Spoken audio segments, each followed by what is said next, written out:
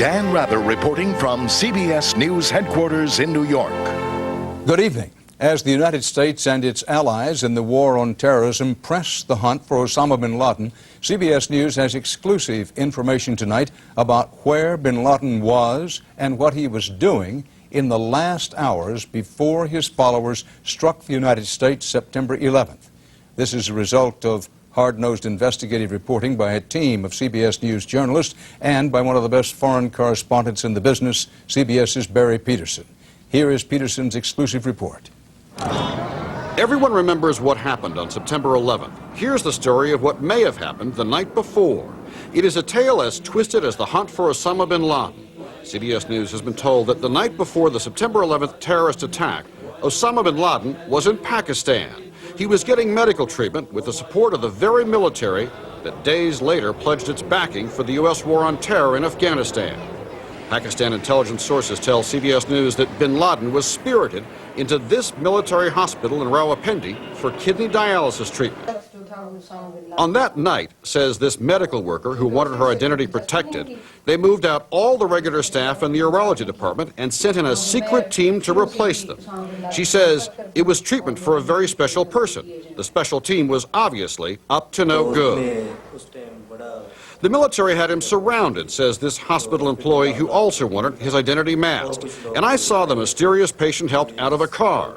Since that time, he says, I have seen many pictures of the man. He is the man we know as Osama bin Laden.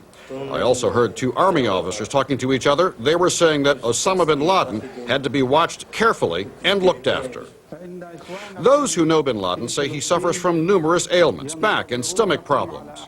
Ahmed Rashid, who has written extensively in the Taliban, says the military was often there to help before 9/11.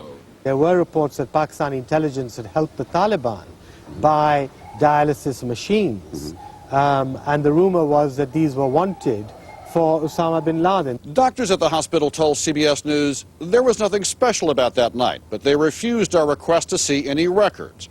Government officials tonight denied that Osama bin Laden had any medical treatment on that night.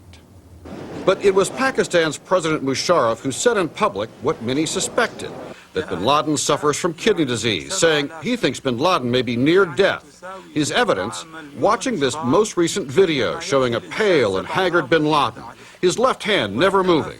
Bush administration officials admit they don't know if bin Laden is sick or even dead. With respect to the issue of Osama bin Laden's health, I just don't have any knowledge. The U.S. has no way of knowing who in Pakistan's military or intelligence supported the Taliban or Osama bin Laden, maybe up to the night before 9/11 by arranging dialysis to keep him alive. So the U.S. may not know if those same people might help him again, perhaps to freedom. Barry Peterson, CBS News, Islamabad.